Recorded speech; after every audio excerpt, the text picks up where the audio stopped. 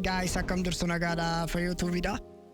Akka yeroo darbe akkuma isinitti himee ture chaanaalii kanarratti jechoota forex fi wantoota maarkeetingii keessatti hojiiwwan onlaayinii ta'an akkasumas yaadota tokko tokko fudhadheen dhufa jedheen ture.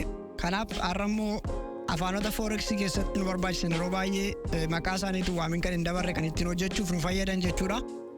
Warra kanan fudhadhee dhufe kanaaf pips lot leverage and margin warreen kun maal jedhamu kan jedhamu. Kanaaf bal'inaan itti seennee ni ilaallaa jechuudha.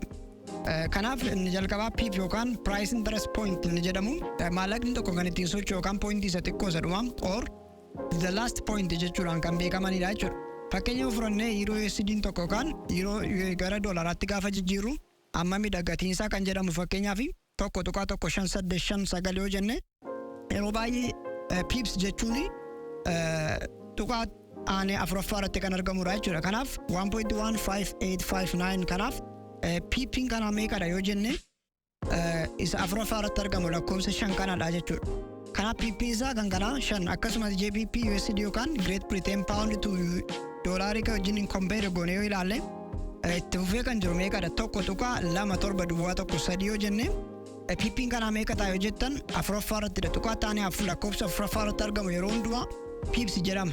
Ittaanee kan jiru yeroo baay'ee fractional PIP jedhama. Kanaaf tireedaroonni yookaan birookeroonni baay'een kan isaan itti waaman afuraffaa irratti kan argamu PIPs jennee fudhannaa jechuudha. Kanaaf PIP'n meeqaffaa irratti kan argamudha? Afuraffaa irratti kan argamudha. Akkasumas AUD to USD fudhannee yoo ilaalle Austraaliyaan doolaarii Ameerikaa waliin wal qixa yookaan compare goonee yoo ilaalle inni afuraffaa 0.74421 jechuudha. Kanaaf PIPsiin keenya meeqadha? Lakkoofsa 2 afuraffaa irratti hin argamu. Kanaaf jalqaba akkuma isinitti himee ture egaa Euro to USDT compare goonee gaafa laallu PIPin keenya meeqadha jedheen ture 5dha jedheen ture. Tokko tuqaa 1.585 jira. PIPin keenya inni 5 kun fakkeenyaaf yoo guddate 6 ta'e meeqaan guddate jechuudha? PIPsii tokkoon guddatu kan price interest point tokko guddate jechuudha. Kanaaf PIPin yeroo hundumaa meeqaffaa irratti kan argamudha? Afuraffaa irratti tuqaa taane afuraffaa irratti kan argamudha. Pointii sana taane jechuudha. So kun yoo isiniif galeera ta'e lammaffaa irratti lot size. Lot size jechuun maal jechuudha? Kan ittiin binnu yookaan kan ittiin gurgurru ammaawuntii isaa. Ammaawuntii isaa yookaan baay'inni birrii isaa hagamidha jechuudha. Lot size jechuun. Kanaaf lot sizein iddoo meeqatti ramaa iddoo gurguddaa sadiitti irree ilaaluu ni dandeenya. Standard lot size, mini lot size and micro lot size jennee. Standard lot size kan jennu unity 100 kan qabu akkasumas mini lot size kan nun jennu unity 10 akkasumas micro immoo unity 1000 of keessaa qaba jechuudha. Standard lot size jechuun 100 qaba erga jenneeti Euro USD kana fakkeenyaaf furannee ilaalle jalqaba akkuma isinitti himee ture Euroon tokko United State doolaarii irraa meeqa ta'a yoo jenne tokko tuqaa 1.586 ta'a jennee ilaalleerra. Kanaaf unity isaa meeqa jenne standard lot size ni 100 jenneerra. Kanaaf yoo looti tokko binne beezin isaa yeroo gatii ta'ee fi yeroo 100 binne jechuudha. Kara lot size itti gaafa fudhannee ilaalla. Akkasumas standard lot size tokko yoo gurgurre yeroo 100 gurgurre jechuudha. Kanaaf standard lot size tokko yoo binne meeqa ta'a? 100 yeroo 100 doolaara meeqa ta'a yoo jenne doolaara 115 fi 860 ta'a jechuudha. Kanaaf PIPin isaa baruuf Euro to USD gaafa compare goonee ilaallu 1.1587 yoo ta'e PIPin tokkoon guddate jechuudha. Yeroon 100 isaa ture yoo deebisnee gurgurre USD 115 fi 870 ta'a jechuudha. Kanaaf yeroo baay'ee PIPin tokkoon gaafa guddatu doolaara meeqa irraa arganna? Doolaara 10 arganna jechuudha.